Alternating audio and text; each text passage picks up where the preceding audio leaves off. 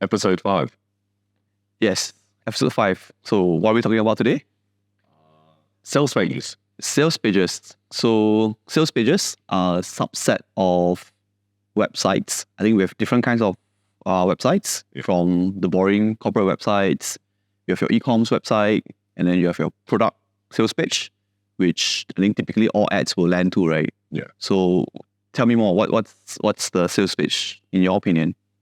Wow. Maybe we should start off with like what you were saying, like websites, right? From websites, that would kind of talk about why we even have sales pages. So I think like for websites, it's typically a place where people can go check out information, what the company's doing, what how the product works, or what kind of features they have, or the product ranges that they have, right? And then you kind of go drill down a little bit more.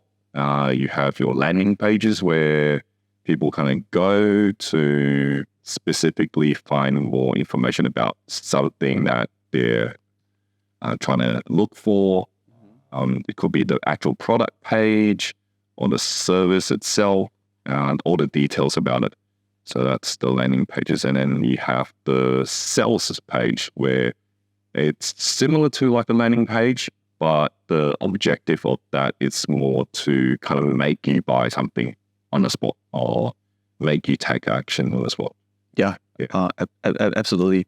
So as a marketer, I think especially if you talk about performance marketing, where sales is a main goal, I think sales page is probably one of the most common tool, probably one of the more important one as well when it comes to converting or getting sales, right? In from your eyes, is there a difference between which products make sense to have a sales page, or is there like an ideal product that you should have a sales page for? I think every single product should have a sales page. Whether you're selling furniture or watch or an ebook. Could be a water bottle. It could be anything, right? Chairs. What about services? Services, yeah. You're selling a haircut. Yeah. Even a haircut, right? I think a sales page, basically the job is kind of like a salesperson. If you have a salesperson that goes around, then the chances of someone buying from you is a lot higher. So here's a common misconception, right? When I'm building a sales page, I know that my ads are going to lead into that sales page. I want every single piece of information detailed out in the sales page, almost like a catalog, the spec sheet, the videos, and we know that's not necessarily the best thing, right? Because like you said, the catalog doesn't do the selling for you, right? The salesperson do. So that sales page is replacing a salesperson. Yeah. So let's go into the form, right? How should a sales page look like? I think you will always start up with a good headline. So what kind of problem you're trying to solve for the individual? It could be like, let's say, haircut, right? What are the best haircuts in town, rated by the Vogue magazine 2023. Right. So as long as you have something that's eye-catching, when someone lands on that, there's a high chance for them to kind of like, let me read more about it, right? From there, I reckon you want to be able to talk about what kind of results that you're going to be able to deliver. What are some of the things that people are looking to solve within using your products, and hopefully achieve or aspire to achieve. From there, you want to be able to show some results from past clients. And then I think that's probably where you want to have a call to action already. Yeah. So a really good sales pitch then essentially is a really good sales pitch. Yeah. Right? Yeah. Does it matter when the consumer drop off? So I think that the question is, sales pitches can be really long. I think throughout the sales pitch, you may already have sold to the customer. So I may have already been so convinced that, hey, I'm going to check it out, right? So if if it's a long sales pitch, should it be designed in such a way that you consume the entire piece before you make the purchase, or should you allow exits, right? If you're convinced with the free trial, then lead you straight to purchase at that point. I think we should always have mini yeses. So throughout that whole sales page, you should be able to kind of go, okay, that's sort of enough information that people will typically need to make a decision. So then you get them to do a call to action. So click here to buy now. If they're still not convinced, and that's where you can lead them down a little bit more to kind of go, all right, so here are extra testimonials. Here's how the thing actually works. Who is this certified by or whatever. And like anything that kind of helps the consumer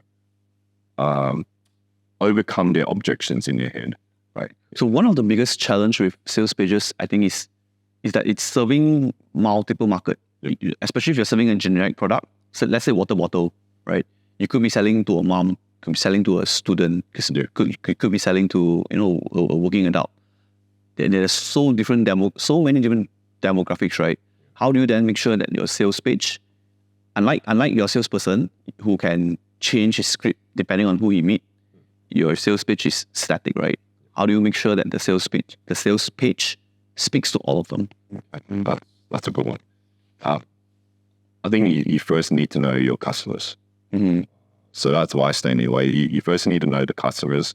What do they typically ask when they do meet you in person? What are the typical objections? If you don't have this kind of information, then what is a good way to do it is actually go to your competitor's website and look at the reviews.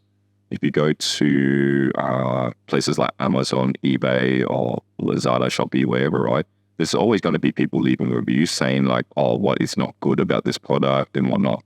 So then you can use that information as a way to gauge like some of the typical hiccups that a particular product will have. That's where you can write up a better sales pitch from there. What about you? Do you have a different angle to that?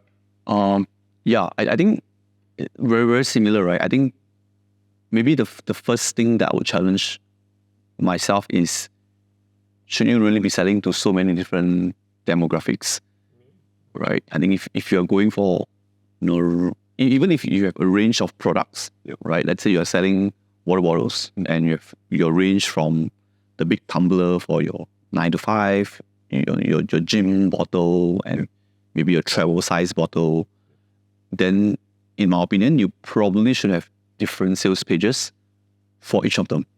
Right. And you would pitch them a little bit differently, right? So if I have, let's say, just the 3 demographics and 3 different products for the 3 demographics, I would not try to put everything into one.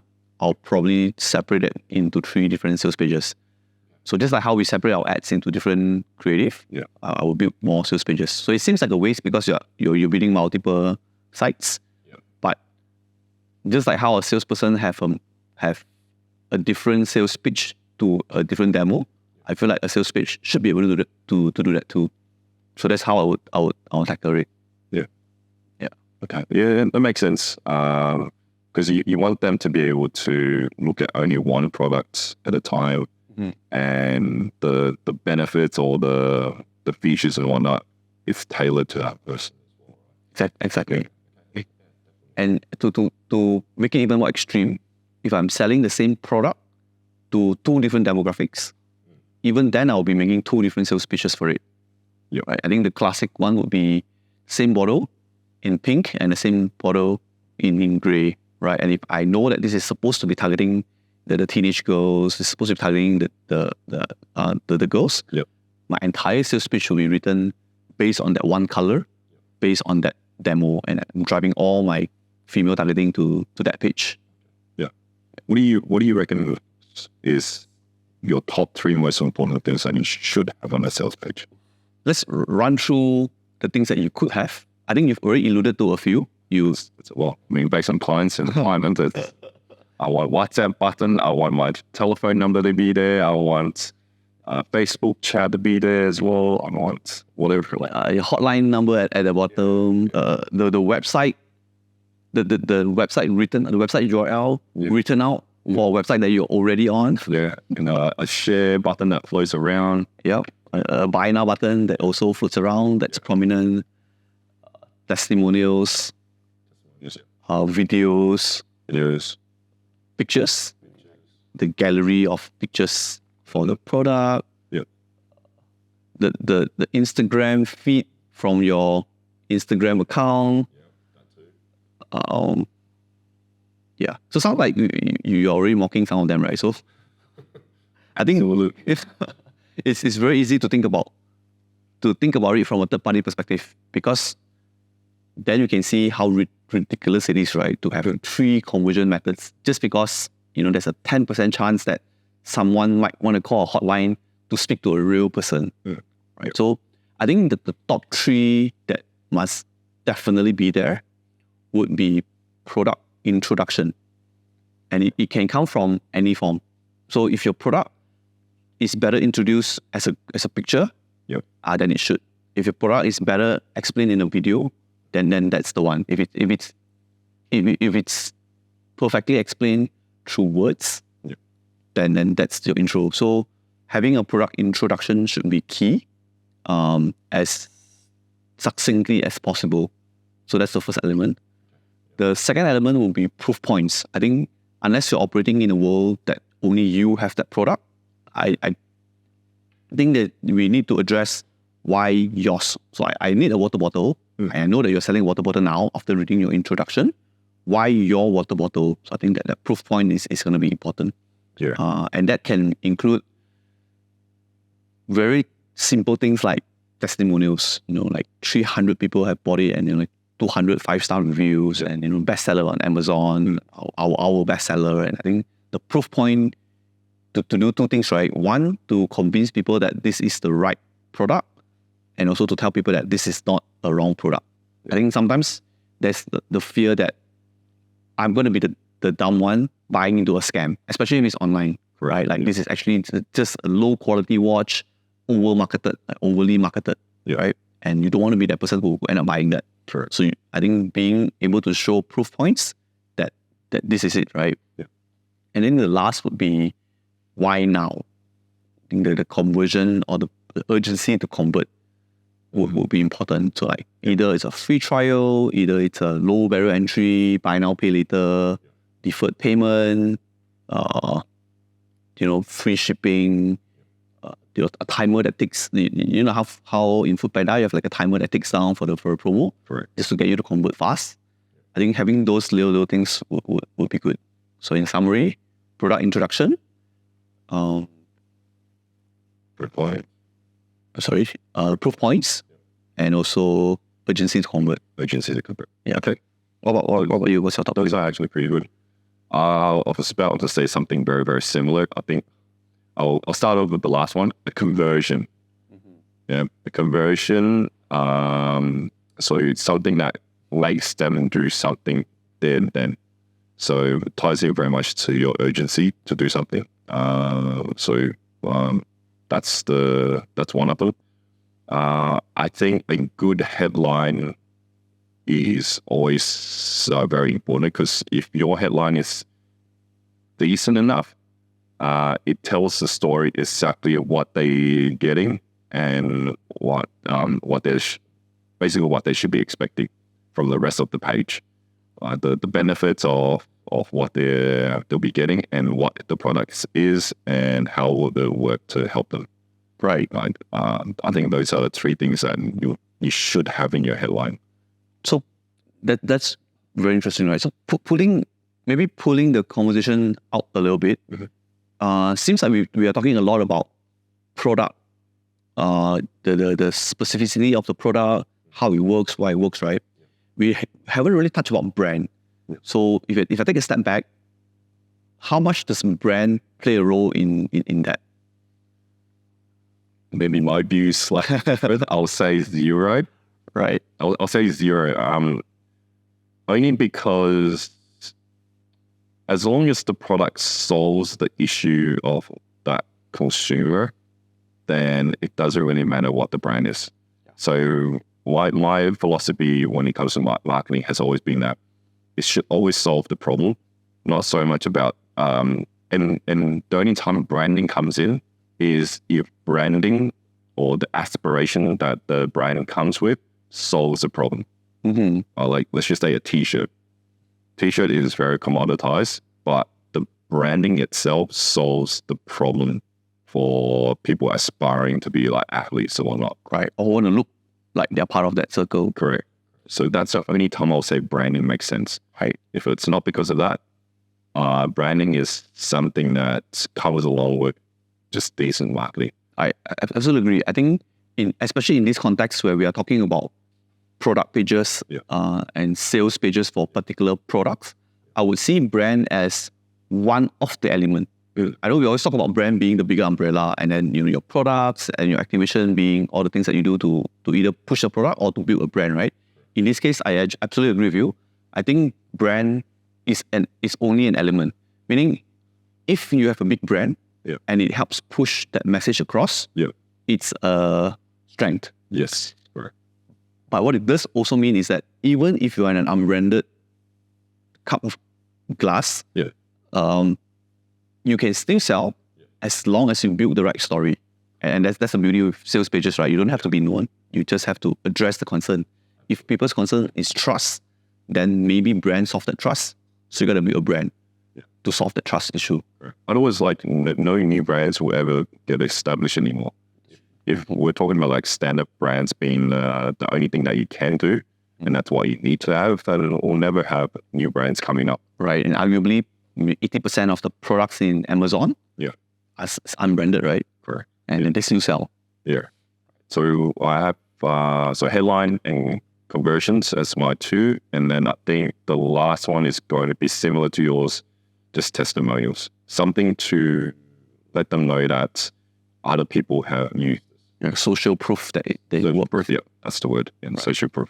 I think those are my top three when it comes to sales pages. Right. So let's zoom in to the ones that we laugh at, right? Like that little floaty WhatsApp chat button, that little hotline at the bottom, that all these backups, right? Like backup plans.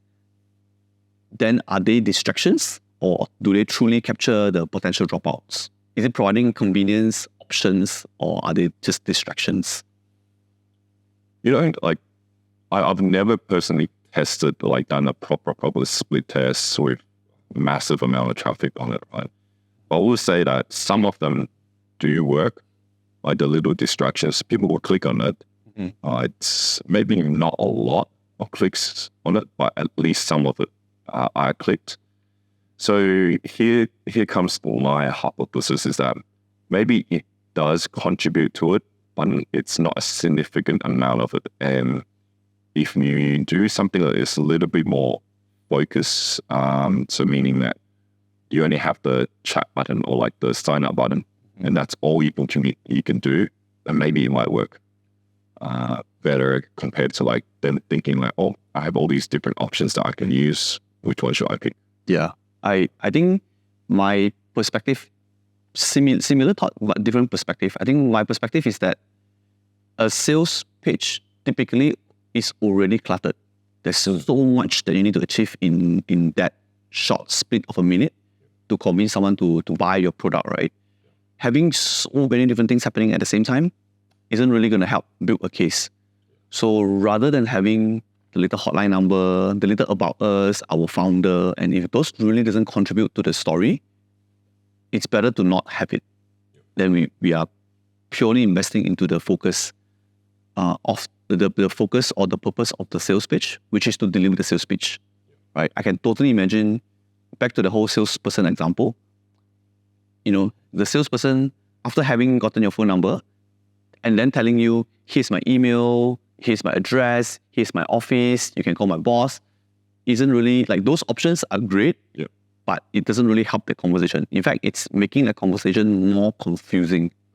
So to me, I would always prefer, because it's already so complex, I would rather remove some functionality so that everyone is sort of forced towards the same funnel and they have less distraction, I guess, in a way, one less thing to think about, right? Even I would argue even for things like payment method, and people like to have all sorts of payment method. I feel like we should kind of streamline to one, Sure. right? So I don't want you to worry about, like, these are the 20 different payment methods that we accept, but 90% of your customers are on the first 3. Yeah. I'll just keep it to 3. Correct. Yeah. Makes sense. Cool. So on that note, the other function or feature of a website that we always care about is analytics, right?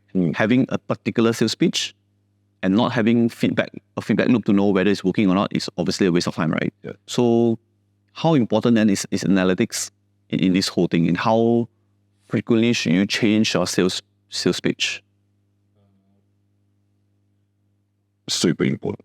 I think for a second I was like trying to think like, I was trying to challenge myself to see if whether like, it is important, but then like it just kicked just like, no, it is super important. So why is it super important? Because just like anything that you're doing, if you're not tracking it, you don't know how well it's doing, and if you don't know how well it's doing, how can you improve it? How can you make it better? Or how do you know it's doing okay? Yeah. So definitely a sales page is just one of those things that you should be tracking. There's a few things that you can be tracking, like how long are people staying on it, where are people coming from, which button do they click on the most, that kind of stuff, right?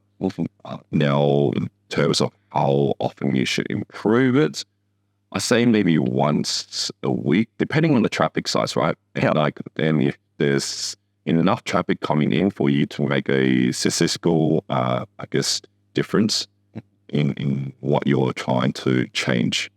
And so like it could be like the banner, it could be the button color or the size of it, anything really. But I definitely think you should be tracking, and changes shouldn't be done so often unless you think it's super, super important. Like, and always change the big things first, right? Yeah. If you think the banner is going to make the most impact, change the banner. If you really think that the size of the button by 1 pixel is going to make a difference, do it. Yeah, right. As long as I will do like from biggest impact to the smallest impact. Right. I absolutely agree. And I think the discipline to, whether you're making an active change on it or not, having the discipline to look into it and then going to the active decision to say, it's hitting my benchmark. I'm actively deciding to not touch it this week. Is an active decision too. So to constantly monitor, and I would even go so far to the extent of treating the sales page the exact same way you treat your ad creative. Right? So as frequently as you're changing your ad creative, that should be as frequently as you are changing your sales page, whether it's the promo, the banner, the picture, the color tone, in it. Yeah, I agree. As long as you have the data to back up your claims and purposes. Exactly. Yeah. The second thing that I would add to that is the mechanics of changing it, and maybe to be just a bit more technical, right? We should even A/B test before we change. Right? So you have a working site now that say hitting a 1% or 1.5% conversion rate. Yep. And you want to roll out this new feature that you feel, people seem to be dropping off at my banner. I want to try to replace that banner with promo. It's perfectly, in fact, if we have the luxury to be able to launch a second concurrent page, test it with a smaller subset of the traffic, just to see if, does it make my 1.5% become a 2%, or does it actually bring it down to 1% before actually replacing it with the full traffic? Yeah. I think would be a theoretically a better way to implement that change too. Correct. So once you think of it in that perspective, or from that method, you only lose out when you don't test, right? Because every single test, you are either making it better or realizing that you have something better. Correct. Well, that's an interesting one for today. Yeah. What's the recap? What's the big recap before I cut it off? The big recap. Why you should have it. Yeah, function. Yeah, you should definitely have it only because you want to sell something. Yep. There's a closing to it. Yeah. So it's more direct, it's purposeful, and it's there to sell something. It's not there as a catalog. It's there to help you sell, direct sell. And I think, what do you reckon are the top 3 things that you should be having there? Product, proof points, conversion, urgency. Yeah. And for yours, it's headline, social proof, and completion. Yeah. Right. So I think the one takeaway, if there's any for our audience today, is that if you're trying to improve conversion, so if you're sitting there thinking, how do I improve my sales? How do I bring in more customers? How do I sell more of certain thing? And you haven't looked into your sales page, I think this is a good wake up to maybe have a look at your sales page and actually have a plan for it. Right? If you don't yet have a sales page, then it's an obvious opportunity to fix before anything else. Cool. So that wraps up episode 5. Yeah. Cool. Thanks so much for watching. Please make sure you subscribe, like, comment if you have any questions about this particular episode. And share this with everyone else who needs a sales page. Yeah. They'll get us to do it for you. Cool. See you in the next episode.